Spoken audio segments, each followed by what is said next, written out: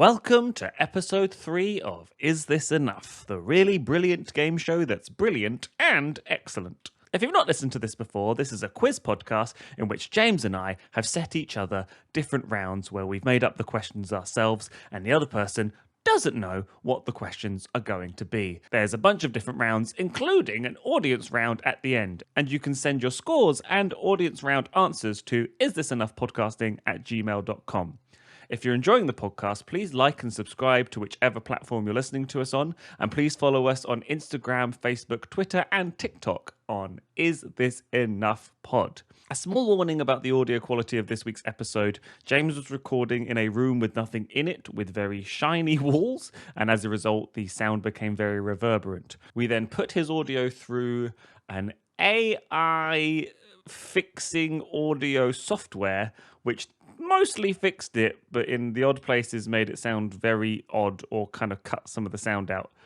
So I had to edit this podcast using those two audio files together. So in some instances, I've combined them and James might sound very echoey, and in some instances, he might just sound a little bit weird. Please take that with a pinch of salt. We hope you won't notice and you'll just enjoy the podcast. With all that being said, we really hope you enjoy this week's episode number 3 of Is This Enough? Is This Enough? With James O'Donoghue and David Hall.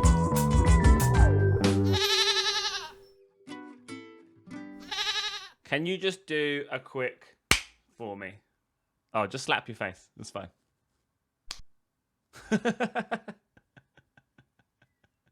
That wasn't needed for the marking, was it? That was just you being horrid.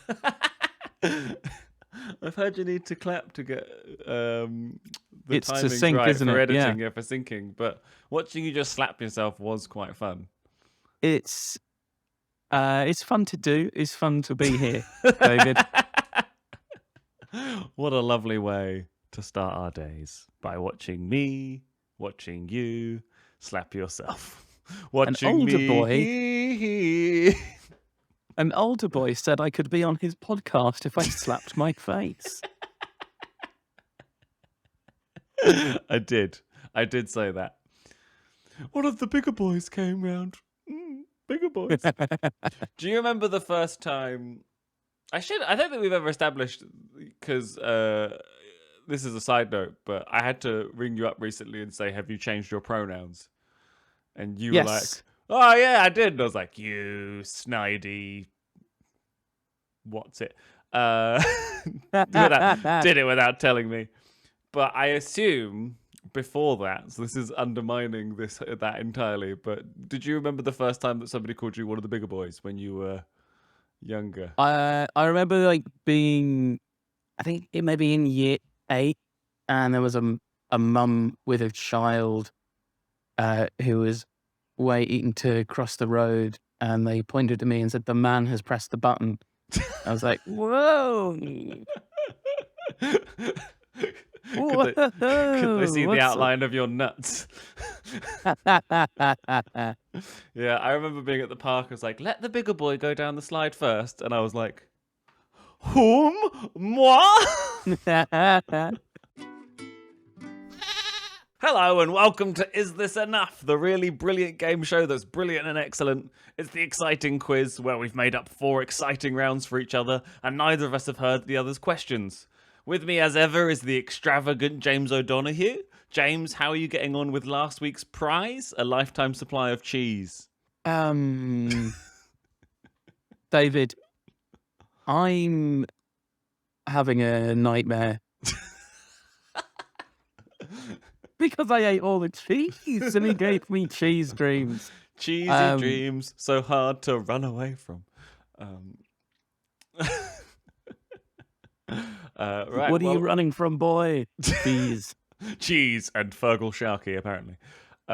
We hope you'll play along with the quiz at home and let us know your scores. And there's even an audience round that you can enter at the end. You can enter your scores and your answers to the audience round by emailing us isthisenoughpodcasting@gmail.com. James, are you ready for round 1? David, before we start round 1, I want to ask you a question. Have you ever seen? There's an interview with Vin Diesel. Well, I think they're beginning production on like the latest Fast and Furious film.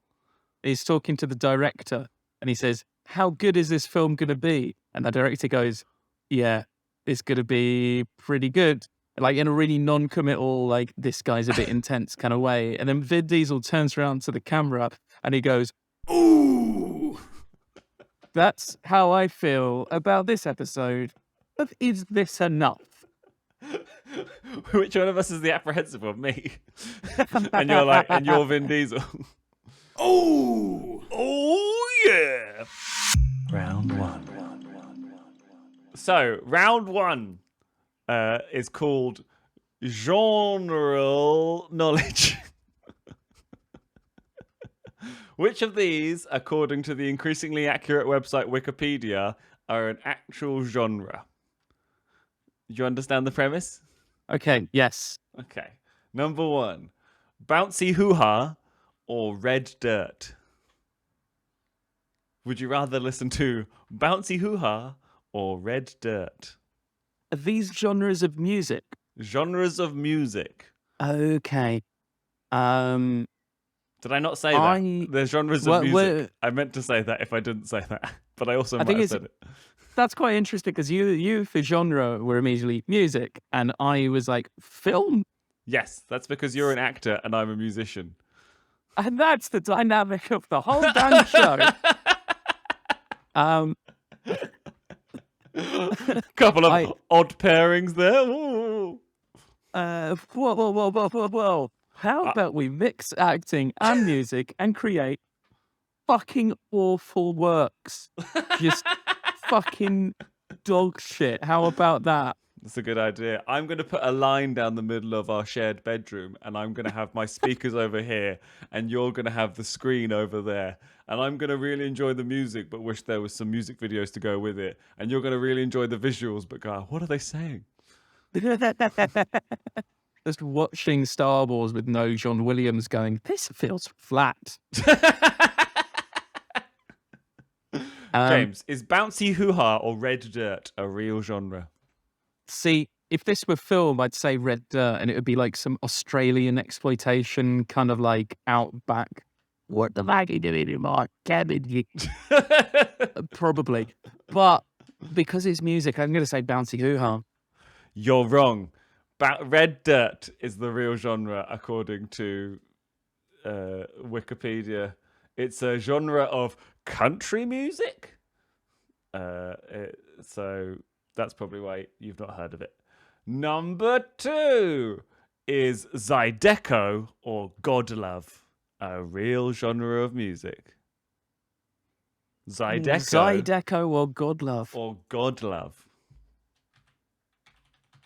I'm going to go for Godlove. And then are you going to answer the question? I'm just going to my synagogue, David, and then after that. I think we also have we haven't established that A, you're non-binary, and B, you're Jewish. So the two go hand in hand. I was about to start singing some Jewish song there of you dancing around hand in hand before realizing that it's probably not going to go well for anyone.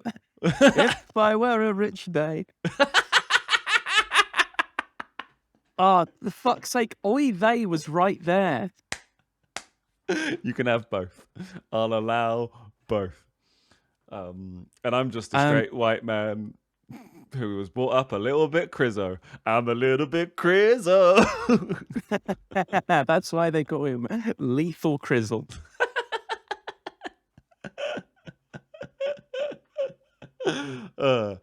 James, would you rather Godlove or Zydeco? You're saying Godlove.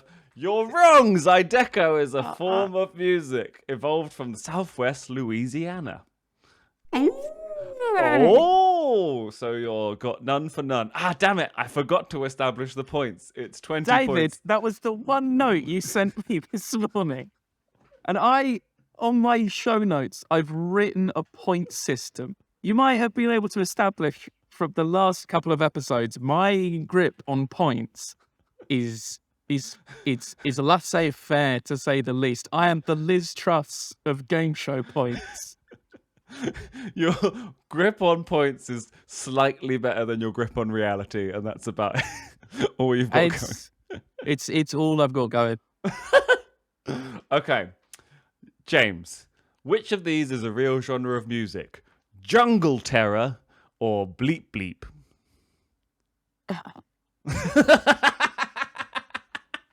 Both are so plausible because they both sound like nothing. Would you rather listen to jungle terror or bleep bleep? I reckon I'd love these both if I were under the influence of some sort of substance.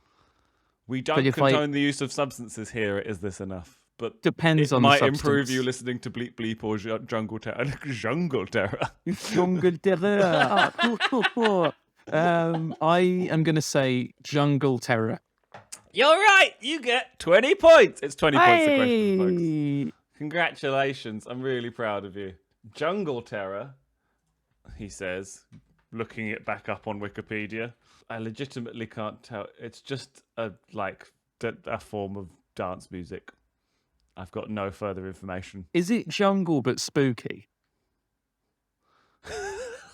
Is it jungle is massive, but you have realised how tiny and insignificant you are in the grand scheme of things?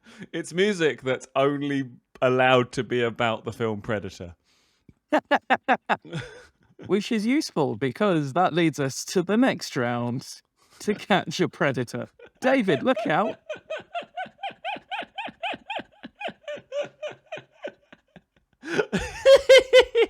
Do you want to explain that? When we've done this live, we've had a game which we play with people called To Catch a Predator, in which we throw copies of DVDs of The Predator at people. Various Predator films. And they have to catch them. It's two people using one set of oven gloves where they've got the link catching them, and they have to use their one hand each to catch the predator. It's a good game. It's up there. It's a really brilliant game that's brilliant and excellent. It is up there with Shape This Match. I really want to do more live shows at some point in the future. Yes. Please buy into this podcast. And you can make that happen at home by paying us to come to your house. James, which of these is a real genre? Falafel funk or shuffle? Okay, falafel funk would be a kind of southern Mediterranean. Falafel funk is what they keep playing in the soundtrack to all the Visit Israel adverts that I get advertised to me quite aggressively on YouTube.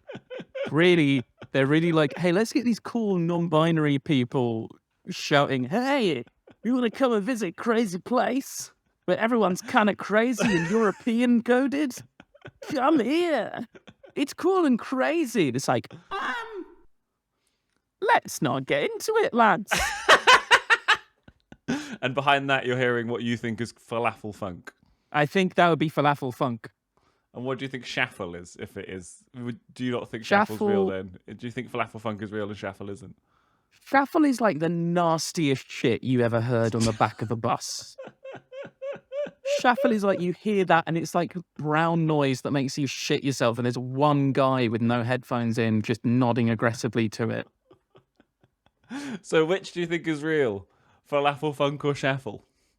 Fuck it, I'm going for the less plausible. I'm going for shuffle. Shuffle is real! Hooray! Hey! 20 more points. Congratulations to you. Shuffle is a fusion style of techno and rock. The shuffle beat is remained in use in electronic music genres and can be found in such releases as Personal Jesus by Depeche Mode.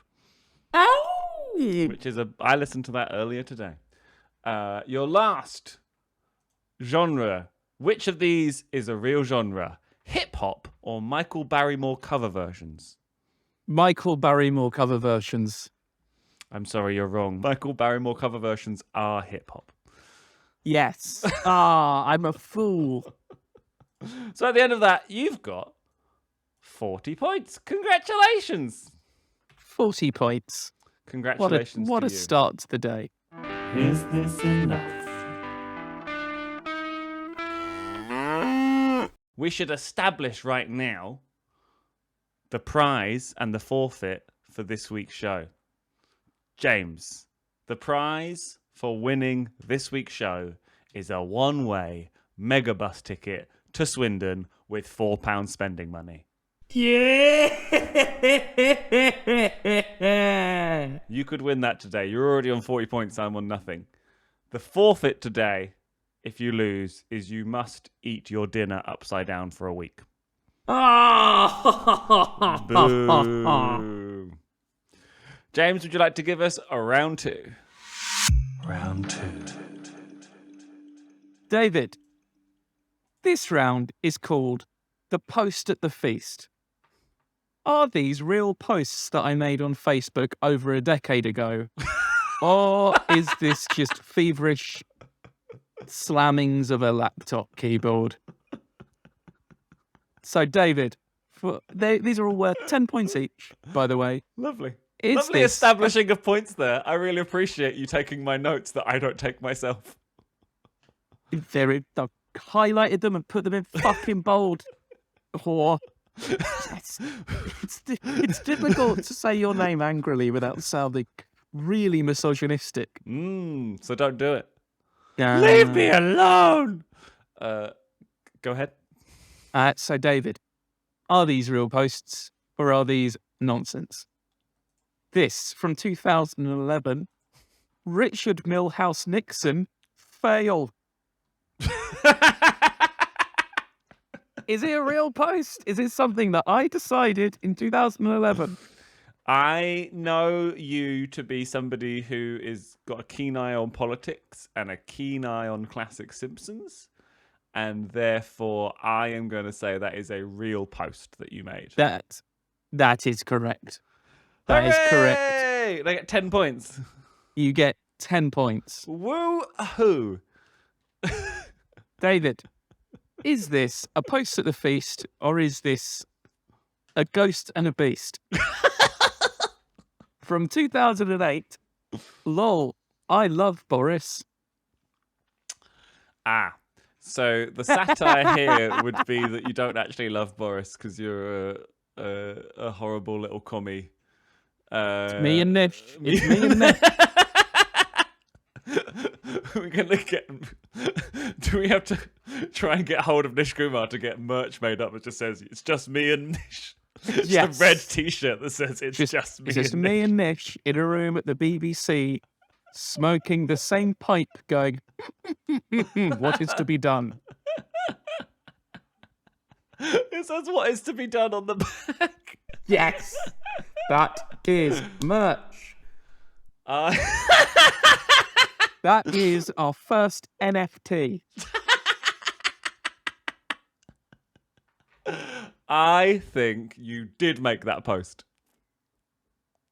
David, I didn't make that post. I never liked Boris Johnson. Really? Well, there's like the first time you see him on Have I Got News for You and you go, well, who's this? And then after a certain point in that, you're like, it's a bit weird. He is a bit weird. I think we can all establish one thing about Boris Johnson, and that's he's a little bit odd. He's a little bit weird. He's a little bit weird. He's a little bit weird. Do you still post with the same vigor that you did in 2011 on Facebook? Have you moved these to Twitter? I'm bad at Twitter. I'm quite bad at it. I've got very little traction on there, particularly because out of paranoia about being in going for jobs and whatnot. I mute my account quite regularly. Yeah, I understand that. You've got to try and exist in the real world, and you can't just be a comedian all the time. I'm better at Instagram, but I do like a little rant on Facebook for the benefit of about 3 people. One of them is me. One of them is indeed you. Give me your third one, James. David, Hi. Just applied for accommodation at Liverpool John Moores, feeling lucky it's in an old synagogue from 2012. If you are, this is quite a large level of doxing the past. Yeah, here we go. Should we start up a new podcast called Doxing the Past? Doxing the past. I was looking into the past. What was there? My PIN number. I think you did post that because people did used to post just like exciting things that happened to them. And it wasn't until we had social media for a little bit longer and we started adding people that we didn't know as well, and they started posting insane shit. Or people that you've known for a long time who thought that that was a reasonable thing to do. Who were just like, here is my insane thoughts. Here is a 14-paragraph diatribe. I think you did say that, James. I'm sorry, David, but I did not apply for accommodation at Liverpool John Moores. Instead, I went to Aberystwyth.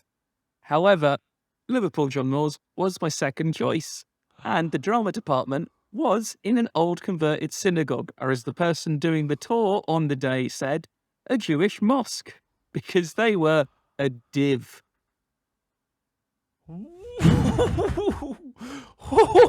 Spicy. That is a spicy definition. It's good. It's good to do that.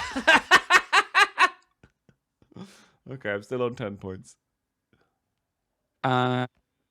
Fuck my life. I hate Christmas from 2010. Oh, is this because you're Jewish? He's a Hanukkah person through and through. I feel like you might have been, because I get very angry about Christmas because I've worked retail for 10 years. Oh. Yeah, Wizard and Slade give me panic attacks, and that's not like a they sort of like I don't like it. It was like I genuinely have panic attacks induced by hearing when the snowman brings the so I can highly relate. Yes, you did say I fucking hate Christmas. David, I'm sorry, I didn't say that. Damn it. I love Christmas. Damn the key to loving Christmas is to work in industries that are entirely unaffected by Christmas. However, we're both in the arts, so that's fucked to high heaven now. Yeah, luckily I don't work in retail anymore. I work in comedy, and everybody's sober at Christmas at comedy shows. I'll see you at the office party. The worst I ever died on my hole was a Christmas gig. Have I told you the story of the worst I've ever died on my hole? No, I've heard about your holiday club gig, but... Oh, that might be the same thing. Is it? Do tell. Do tell. So myself and friend of the podcast, contestant at the first Is This Enough live show, Louise Lee, drove for 3 hours to Dorset. We arrived at a caravan park to do a gig, and they said there's no comedy happening here, but there is 2 other sites nearby from the same company. Maybe it's at one of them. So we went to 2 other sites. They weren't doing any comedy at those 2 sites. We looked at the website and worked out that the horribly worded night that they had on at the first venue we'd been to was where we were supposed to be. And we went back to them and they went, "Oh, you're the comedians." So we got in to the venue finally. And it turned out that it was a 14-company Christmas party. So 14 individual parties were having a Christmas party. They were all on tables around a dance floor, and there was a stage. They were having a Christmas meal, which had been delayed by 45 minutes. And several hundred people had replaced the waiting for food with Jaeger bombs.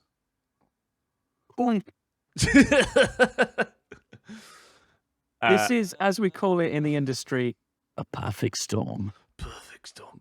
So eventually they say the comedy's about to start and nobody seems interested. And then wonderful Christian Russell Pollock wanders up to try and MC, and he turns it from nobody listening to people looking at the stage being like, what's about to happen? And that's what we've got. Adam Money went on and yelled his set with no breaks for laughter for 10 minutes. He just yelled and came off and went, that was all right. And we were like, okay, interesting. Louise Lee then went up, did a song at the beginning and went, I think I might have them. And then started trying to do her material, and it all turned. And she called a lady in the front, near the front, a cunt, and then walked off. And then Christian came out and went, and now David Hoare. And at the time I was like, you bastard. But in retrospect, I'm like, what else could he do? I went up after doing what usually takes 7 minutes of time. I did 7 minutes worth of material, and I looked at my watch and I'd done 1 minute and 59 seconds. And that's bad. Yeah, and so I started going into material that I didn't even want to do. And after 4 minutes, some man shouted out, I think you've done enough now, mate. And then 40 people joined in going, off, off, off, off, off. And as I was walking off the stage, the whole gig got pulled. And Matt Bragg, who had driven down from Birmingham, never made it to the stage. Birmingham to Dorset? Fuck me. That's awful. Yeah.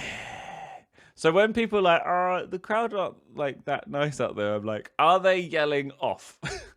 Because if not, it's an improvement from something else. Did I ever tell you about the gig I did that was like, it's to old people, and it was like, okay, that's fine, I could do a gig to old people, and it was the MC came on and she was talking to me and said, I'll do a good 10 minutes up top. Did 2 minutes, went bad, brought me on, and I got heckled by an old woman who came up with a sheet of paper with a list of all the shops that had ever been on that road.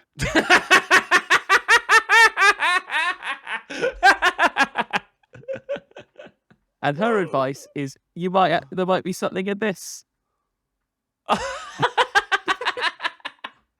You know what? I read it out in the voice of the former MP for that area. And I got the only laugh that I got that night. And I sat at the back having palpitations. Oh, God. The first gig I did after Edinburgh this year was a metal detector festival. In a tent full of 400 people. And it was basically the people at the front staring at you but not really wanting comedy. It was just on, and the people at the back were just having a nice time not listening to the comedy. And I came out and I said something along the lines of don't worry, I'm not going to go on as long as Brian Jenkins or whatever the name of the organizer was. And that got a humongous laugh. And then I tanked so hard, because basically outside the back, all the other people had said about how much this organizer goes on, and people basically stay outside the tent until he shuts up because he goes on too long. So I was like, noted. Did that, and then I think that's fine. Some gigs, all you need to do is get one good and then I'll bleep the name out, but I'll tell you, I died on my hole that night in front of. Oh no! Oh, I died on my hole in front of an American clown called Palfy, who Shall I beep that name as well? No. More people need to know about Palfy. He's an American clown who's also a Vietnam vet. Okay. And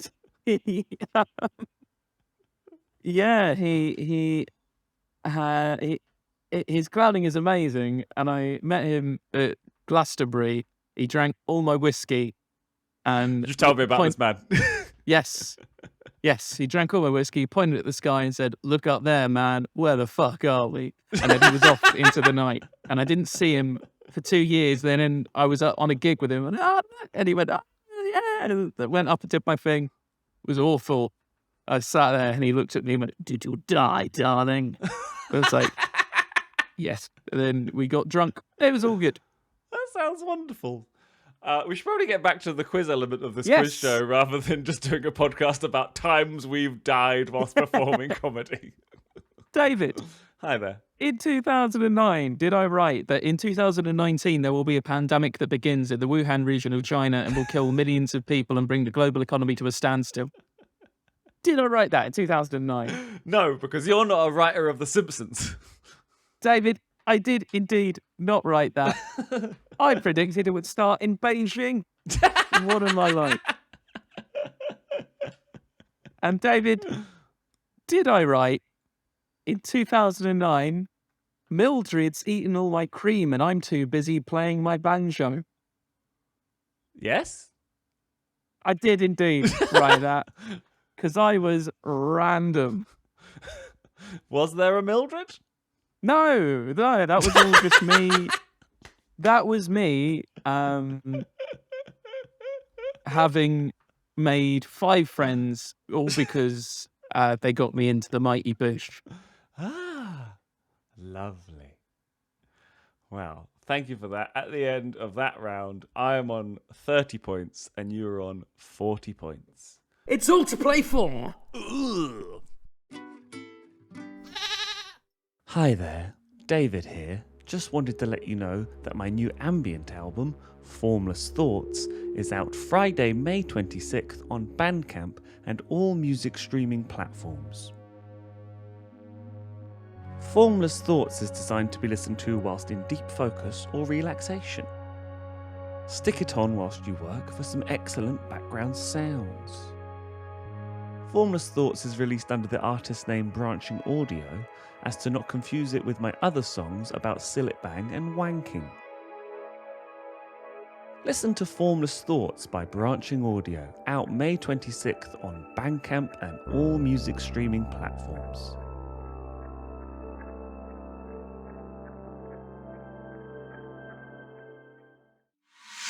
Round 3. Round 3 is called What Have I Scarred? James, are you a fan of ska music? Yes, for my sins, I am. Ska music gets a reputation of being cringe. However, it's good. Yeah, I think it gets a reputation for being cringe because of third wave American frat boy. Yeah, there's And American even some of ska that is tends to be- fucking awesome. Yeah, I saw Rhoda Decker at the Toll Puddle Martyrs Festival. She was great. Nice. That's good. I was in a ska band called the Pirate Captains. We dressed as pirates and did ska covers of pop songs. Is that fourth wave ska? Whatever wave it is. It's nowhere near the beginning of the numbers. David, I believe it was the Specials that first wrote, "Why you gotta be so rude?" That is one of my least favourite songs of all time. It got played all the Because- time when I worked in a phone shop, and the sentiment of, I asked your dad if I could marry you, and he said no, and I was like, how rude! Fucking stupid. Okay, I have scarred. I've turned something into ska music. You just have to tell me, what have I scarred? Scar number 1.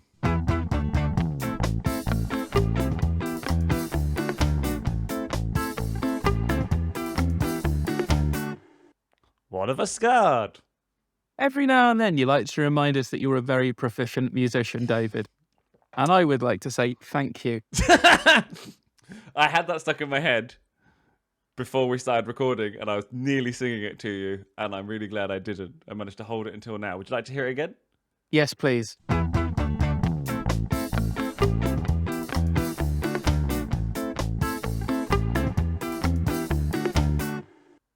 What of a Scard? Does it sound familiar? It does. Hold on. What? Is it an advert? It is not an advert. It's not an advert. No. One more time.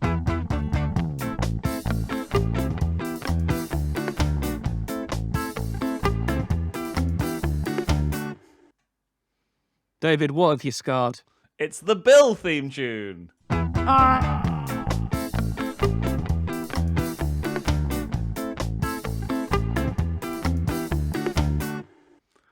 know did what? get- That is what the Bill theme to would sound like if it was Scar. Well I done. did it, yes. Da-da-da-da-da-da-da-da. You missed out there on a cool 50 points. This next one for 50 points. Number 2. What of a Scard?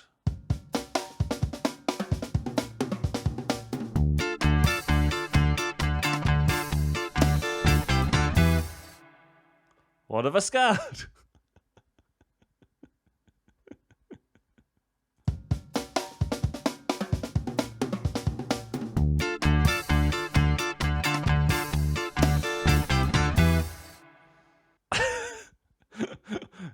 For the audio listener here, which is all of you because we haven't filmed this yet, James O'Donoghue looks incredibly pensive. David, is it the toilet duck jingle? It's not, but it does involve a bird. One more time.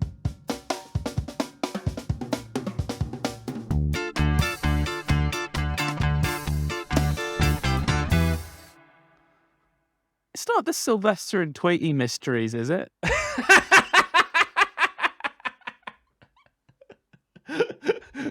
It's not that time that the cat and the bird started solving mysteries. No, it's I feel like chicken tonight. Like chicken tonight. Of course it is. I like chicken tonight. Like chicken tonight. Yes. There we go. No afternoon chicken here. Number 3. What of a Scard?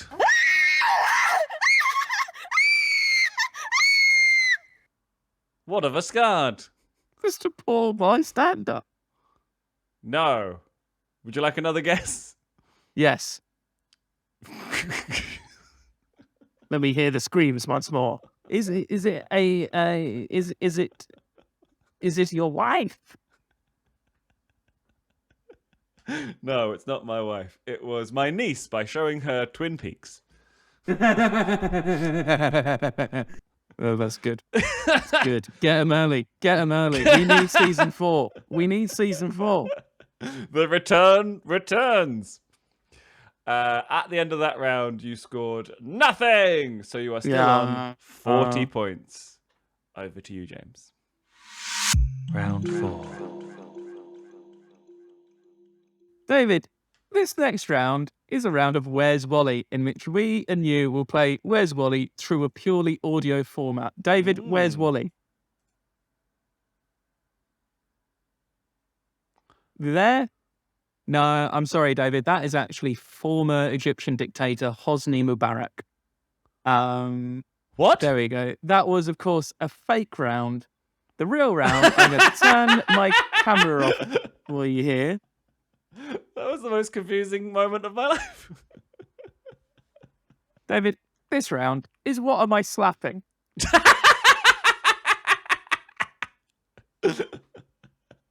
David, these are 20 points each. There are 4 of them.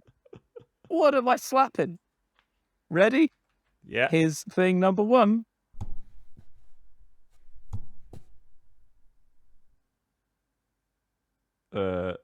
Is it a book?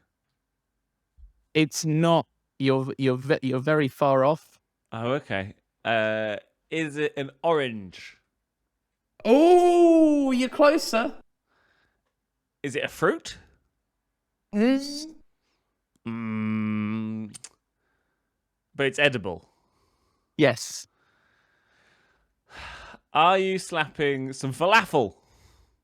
No, I'm not slapping the falafel. Tell me what. David, it was a potato. I could hear the roundness. Give me another. David, what am I slapping? Hold on. Trying to do this one-handed. Wait a sec. Here we go. There we go.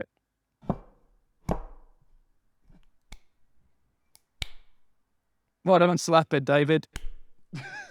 Is it the bass? It is not the bass. It sounds quite thin. Is it a remote? No. Is it a chapstick? No. Is it a non-binary version of a chapstick? It is not the chem stick.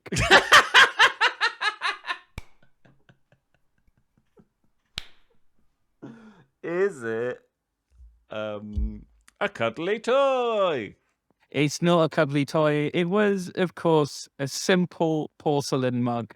Ah, damn it. David. Yeah. What a life my life has become. What am I slapping, David?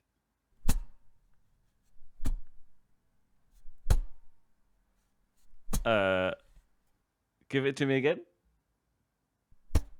Is it a tennis racket? It's not. There is a grate on it. Is it a cheese grater? It's not a cheese grater. For all your cheese that you want? What boy, cheese? There's a grate on it. Yes. Is That doesn't help at all, I have to say.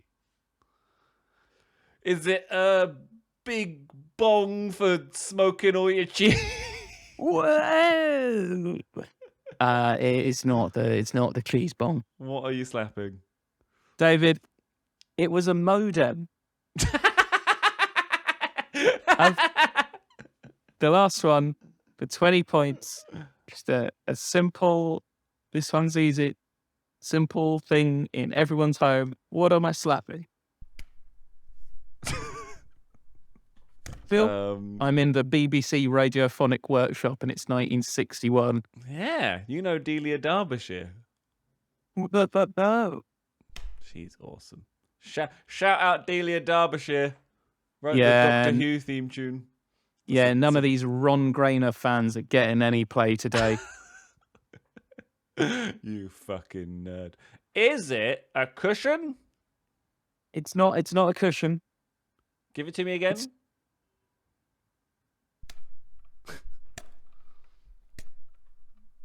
It's maybe the opposite of a cushion. Oh, I don't know how I feel about that description. Is it a walking stick? It's not a walking stick. You're closer with walking stick than you are to cushion. Thank you. Is it some variety of cutlery? No. Would you take it outside? No. It's found in the home, and you wouldn't take it outside. Is it a towel rail? It's not a tail rail. What are you slapping? David, I'm slapping a model of shit.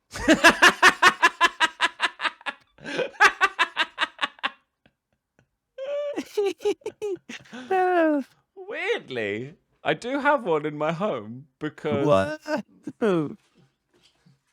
I've built it myself out of Lego. Hey, look at this nerd. It can be found in everybody's house. So There at the we end go. of that, I also got fucking nothing. Hooray! So at the end of that, I'm on 30 points and you're on 40 points. Everything to play for. Round 5. So, James. Round Yes. 5 is the always exciting how are you round. James, how are you? David, I'm good at the moment. I have painted 2 rooms in my new flat. and the paint fumes have made me go a bit glonko. I've gone last night. I was doolally, to the extent where I was sat at the table eating dinner. My girlfriend said something, and I just turned around and went, "Whoa." And she said, "Are you okay?" And I acted like that was, yeah, fine. And you said, how many points is it worth? It's worth. So that's how I'm doing. I'm good. Although my favorite jumper now has paint on it. But what are you gonna do? You could clean your jumper. Can you get paint off a jumper? You can. It's difficult. You can. But I instead earlier trying to sand it off. Did you listen to Taylor Swift's Sand It Off? Yes, Whilst in you which did? she gives excellent planing advice. Because the plane is gonna plane. Hey! And did the move go okay? Have you managed to get in all right? Yes, the move went okay. We moved in, and then that night we heard someone kicking at our front door, and we thought, "Oh shit!" And then we bought additional locks, and then the next day, someone from the council turned up and said, "Your toilet is leaking quite badly. Could you sort it out?" And we said, "We've already booked a plumber." And it turns out that's why they were kicking at the front door. I don't blame them. Oh, it all is linked together. That's amazing. Recently, I think I've told you this, I couldn't open my drawer on my chest of drawers in this room. And I also couldn't find my passport. And then when I finally fixed the drawer because it was annoying me, I pulled it out, and at the back of the drawer, behind the drawer, was my passport. And it was all Causing linked the together. blockage. Yes. It is interesting when you move into places how you realize that some people were just like, we're moving and we're not going to sort this out. Or like, you were trying to think, Yeah. how do you live? My friends moved into a house, and the first thing they found out was just that the shower in the house just didn't work. And they were like, well, how? Like, no water was coming through it whatsoever. And it's like, how were you existing? Yeah. We had the flat in Bristol we moved into, and there was there was like a mouse problem. And we spoke to the landlords, and they said, "Oh yeah, we kept offering to sort it for the last tenants, but they said they liked the mice." What? Yeah. Which is the only time that I have sided with a landlord. You and Nish getting angry. Me and Nish. Hashtag me and Nish. Hashtag me and Nish. Hashtag let's make the t-shirt. Well, I'm sorry that you've had to deal with people kicking in your doors and drainage issues. But at the end of that, I'm going to give you 70 points because I think you've done really well. Yeah. Lovely. 70 big ones. Round 6. David, Yes. how are you? I am doing all right, thank you very much. I'm doing slightly better than I was from Sunday to Monday. I had a stress dream. The stress dream was that me and my two flatmates from university, Adam and Ben, both big rock fans, like rock music fans, rock and metal. The dream was that we were headlining a major music festival near Manchester. One of the other headliners was Rammstein, so it was quite a big festival. We were headlining it, doing nothing but Nirvana covers. And I was not only running late, but I hadn't learned all the songs. Oh, one of them. And I woke up and was like, I'm going to learn some Nirvana songs. Oh, no, wait, I don't. But I messaged Adam and Ben to tell them this. And many interesting things happened from it. Ben, who is one of the biggest Nirvana fans I know, his favorite album in the world is Nevermind. He said, well, what would the set list be? and I got an ADHD hyperfocus over my breakfast, making the best Nirvana playlist, like set list that I could possibly make. And then Ben made one, and then Adam went, "Do you know what? I don't really know much about Nirvana." And we were like, "Did you not have Nevermind and the Greatest Hits growing up?" Because he's a rock music fan who owns lots of music, and he was like, "No." And that was one of the most weirdest things to me. And I know not everybody should know everything, but as somebody who listens to that much rock music, I feel like they should know Nevermind.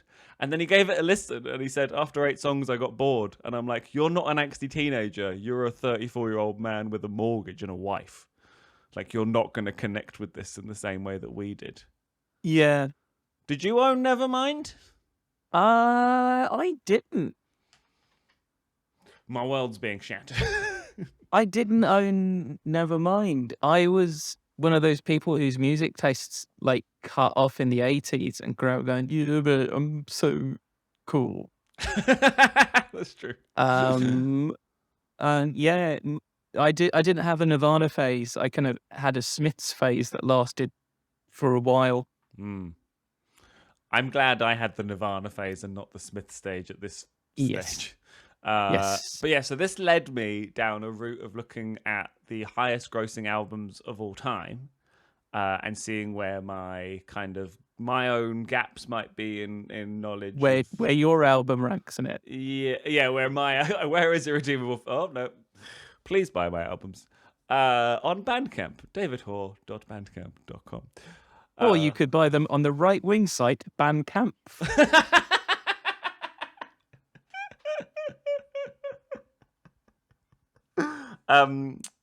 So I realized that I'd never listened to Appetite for Destruction all the way through. Gave it a go. Realized that I really like the music of Guns N' Roses, but I don't like Axl Rose's singing at all. And I hadn't listened to Jagged Little Pill by Alanis Morissette, and that was very good. But what was more interesting was looking at the highest grossing album per year globally. Who do you think was the highest? This isn't even a quiz question. I just want to hear your guess. Who do you think was the highest grossing album of 2009? Globally. Was it the Black Eyed Please? The Black Eyed Please. The Black Eyed Please. Please. The Christian version.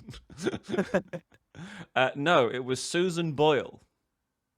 Oh, no. Globally, 2009. No offense to Susan Boyle, but globally, the woman from Britain's Got Talent. 8 million album sales. And the thing that really got me thinking about is you couldn't have another Susan Boyle today because the entire premise of Susan Boyle is, oh my God, did you know ugly people can sing? That was wild. That was it. That is all. And like, you can't in today's like more like discerning, nicer culture have that as a premise where they just kept on wheeling her out and being like, look at her.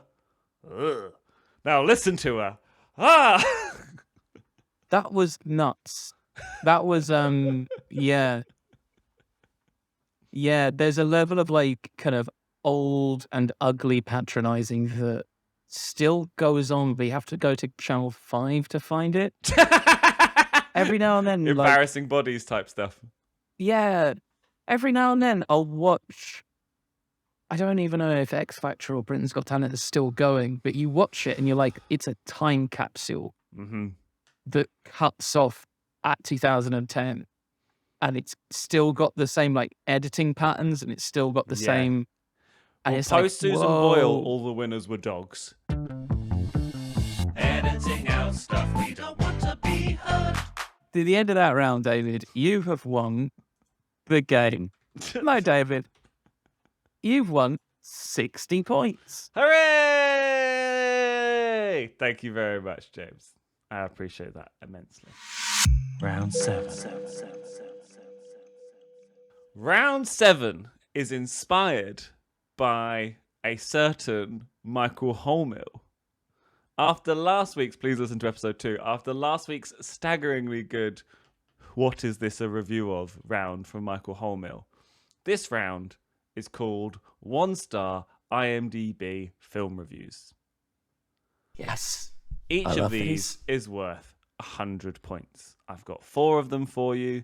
One of my favourite things in the world is reading 1-star reviews for highly critically acclaimed movies on IMDb. So be aware that all of these films have been rated highly. Your first one. This is the review. How do you hypnotize millions of film goers into a quasi-psychotic state in which they honestly believe that they have seen something when they are just watching high school kids masturbate? Which film could that be a 1-star IMDb film review of? High school kids having a wank. Oh.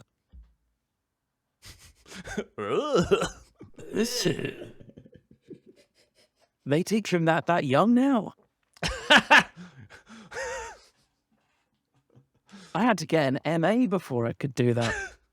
Masturbating award. What film could that be? Is it the Twilight series? It is not. That is a 1-star review of the hit film Star Wars: A New Hope. What? How do you hypnotize millions of filmgoers into a quasi-psychotic state in which they honestly believe that they've seen something when they are just watching high school kids masturbate? That is what somebody thought their review was the best review of Star Wars. I And think you- they've put the wrong film. I can't. High school kids. What? That's Question number Insane. 2. Which Okay. is this a 1-star IMDb review of which film? Frankly, watching the mentally unstable characters bounce around the screen as an experience I can only compare to being repeatedly hit in the face with a sock full of sick. Frankly, watching the mentally unstable characters bounce around the screen was an experience I can only compare to repeatedly being hit in the face with a sock of sick. the mentally unstable. Because this is like either they are actually mentally unstable or this is an assessment this person has made. Like either it's in the plot that in the- like in the 1-star IMDb review world, it could be either of those things. is it Requiem for a Dream? Oh, no. It's the Grand Budapest Hotel.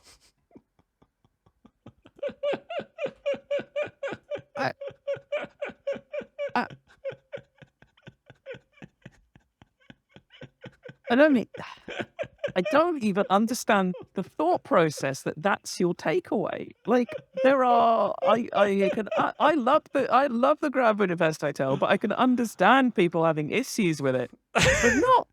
You know what?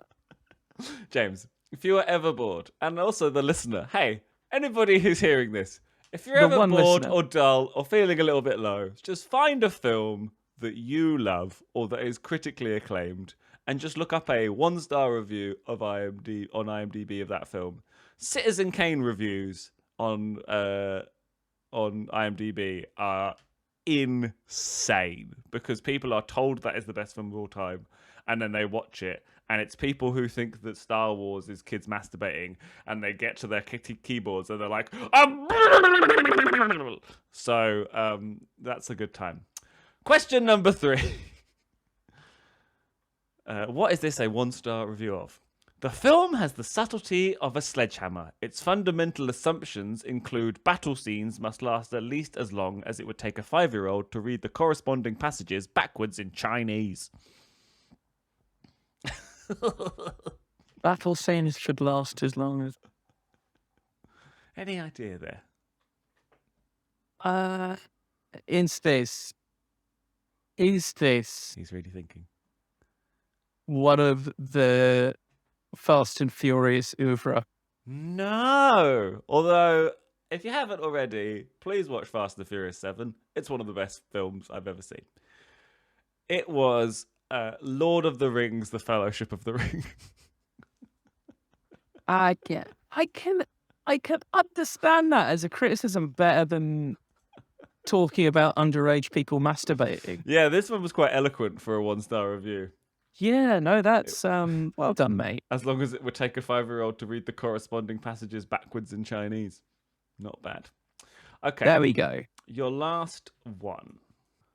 Hyenas are now hated for this stupid movie, and lions are not the kings of the beast. It just sucks. It's my least favourite movie of all time. If I was to choose between watching The Lion King and Attack of the Killer Tomatoes, I would choose Attack of the Killer Tomatoes. I have no idea why people see in this movie. I would give it negative numbers if I could. Hyenas kill lions! I just hate it. Tigers are kings of the beast, not lions.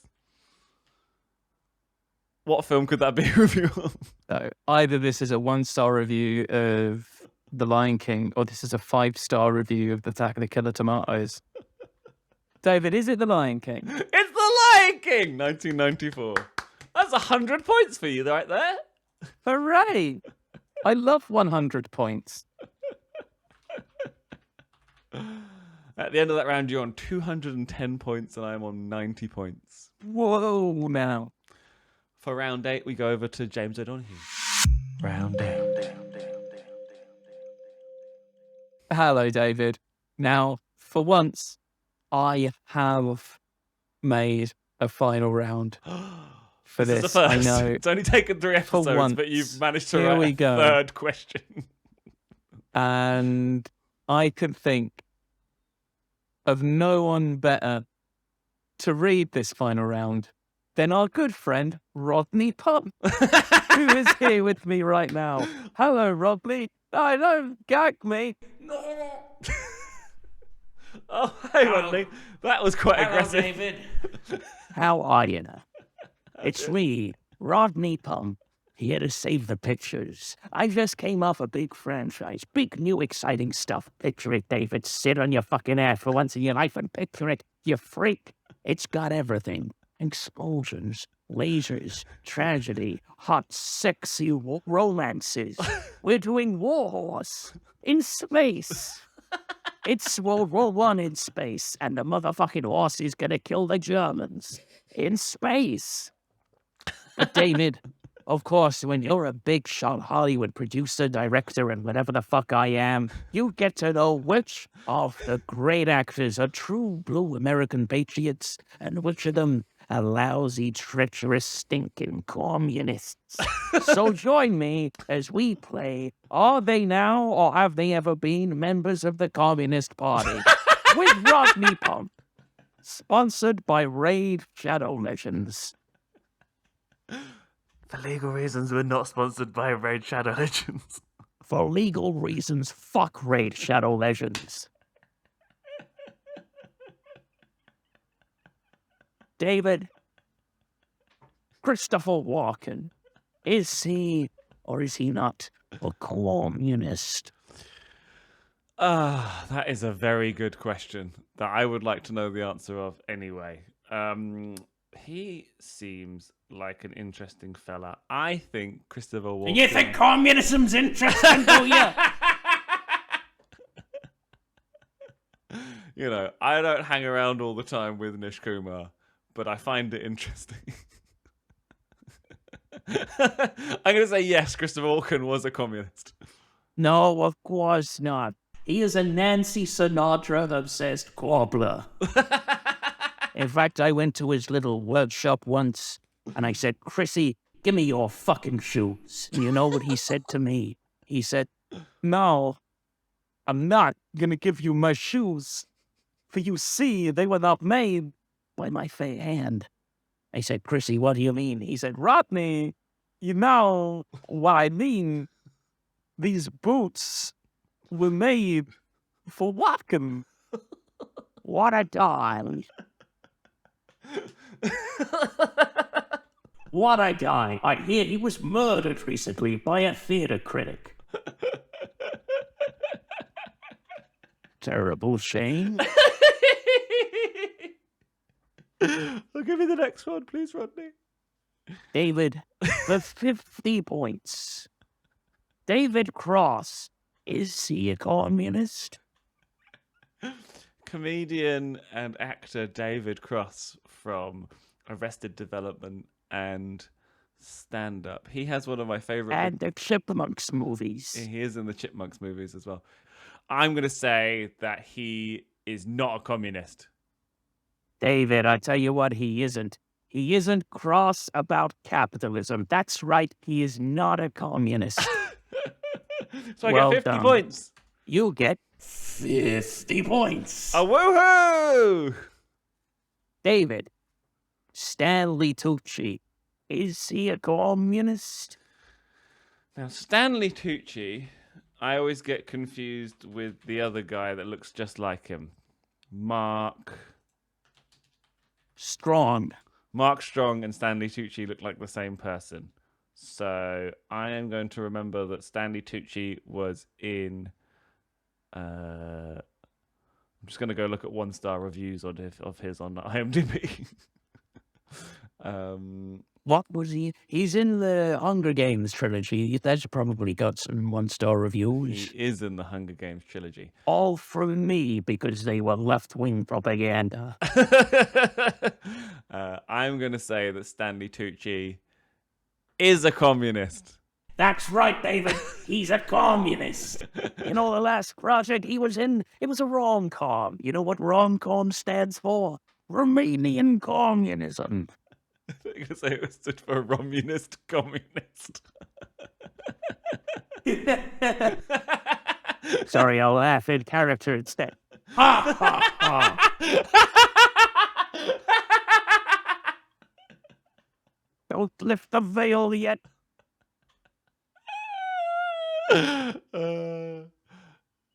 David. Ben Affleck. Is he a communist? Ben Affleck, he seems tired. He tried to be Batman. He was quite good as Batman, I've heard. And then, because I haven't watched any of those films, and then... What's the matter with you? You don't want to see two of the beefiest looking men you've ever seen having a scrap. The equivalent of two dads drunk outside of Weatherspoons.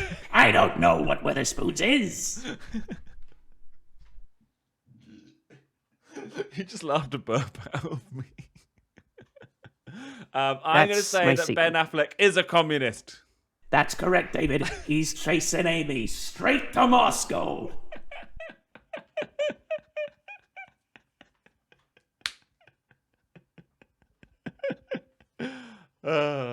David, Yes. for 50 points. Is Natalie Cassidy a communist? For another 50 points, can you tell me who... No fucking Googling, you piece of shit. Can you tell me who Natalie Cassidy is? Natalie Cassidy is obviously Sonia from EastEnders. That's correct. So that's 50 points already. Yeah. Is she a communist?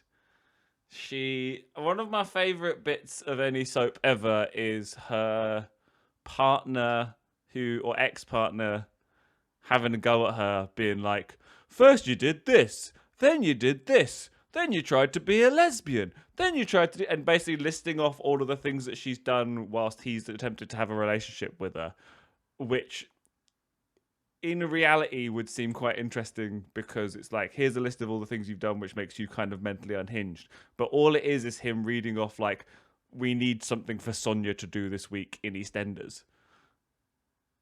Truly, if Dickens was still alive, he'd be writing for that show. I'm going to say that Natalie Cassidy is not a communist. That's correct, David. Natalie Cassidy is not a communist. In fact, the Queen Thick operates as part of a free market economy. So, David, at the end of that round, You've got 340 points. 340 blaze it! Woohoo! thanks very much. Bye-bye. Or as we say in the film industry, bye-bye. Bye-bye. That was unpleasant. How are you feeling after being gagged by a hit Hollywood director? My throat hurts and I have a gig tonight in St. Albans. hometown of Enter Shikari, who might be number 1 this week. Hello, David. Hello, James. It's me, Donald J. Trump, the 45th president, probably 47th. People are saying it. Everyone's saying it. Everyone's doing a brand new dance. Come on, baby. Do the locomotion. I just wanted to vote in and say that this is maybe the best comedy quiz show maybe ever. People are saying it. Loads of people are saying it, folks. I just wanted to say I think James is a funny fucking Jew. And David, you're my favorite, 'cause I particularly like your sweet little tushy. So I'm just gonna leave you now, as we say at Trump Towers, bye-bye. Or as we really say, bye-bye. Bye-bye. Is this enough? At the end of that, James, we have a new winner. It's me! I finally won one! Me. I have 340 points, and you have 210 points, which means that I get a one-way megabus ticket to Swindon with £4 spending money. I'm going to go to Greg's. And you have to eat your dinner upside down for a week. Oh boy. Luckily, I've not got new carpets. No, seriously, this is going to be a fucking nightmare. If you have enjoyed the podcast, please follow us and subscribe on whichever platform you're listening to this on. If you're able to leave a comment, please do, or a review if it's positive, or leave us a 1-star IMDb review. Don't leave us a 1-star review on anywhere, please. Please follow us. Our handle is This Enough Pod on Instagram, Facebook, Twitter, and TikTok. James, where can we find you? So if you want to follow me, James O'Donoghue, around on my digital trails, then that's fine. I am at JOdonoghue94 on Insta and JamesOD1994 on Twitter. If you really want to follow my much neglected TikTok account, I am James O Comedy, and I post very little. That's fair. I also post a little bit on TikTok. You can find me on TikTok, Instagram, and Facebook at David Hoare LOL. You can also find me at David Hoare LOL on Twitch. I stream Mondays to Fridays from 10:30 a.m.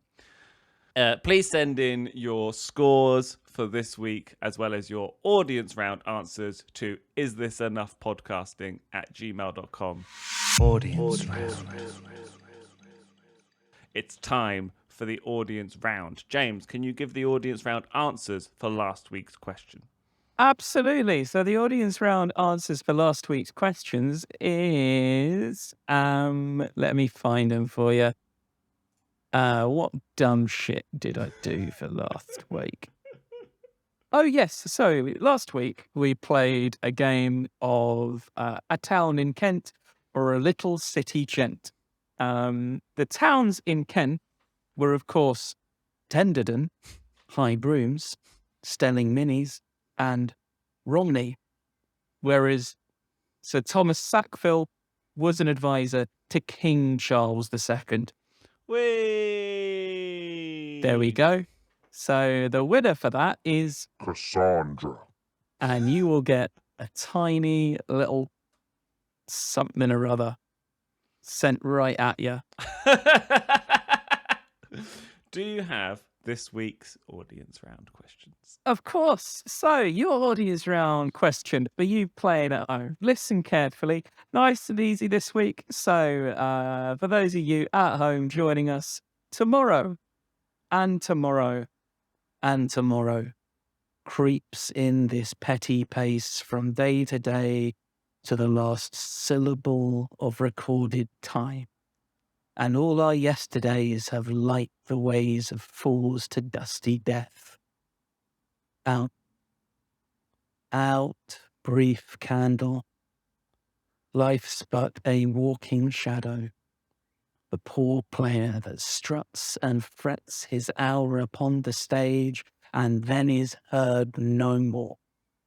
It is a tale told by an idiot, full of sound and fury, signifying nothing. True or false?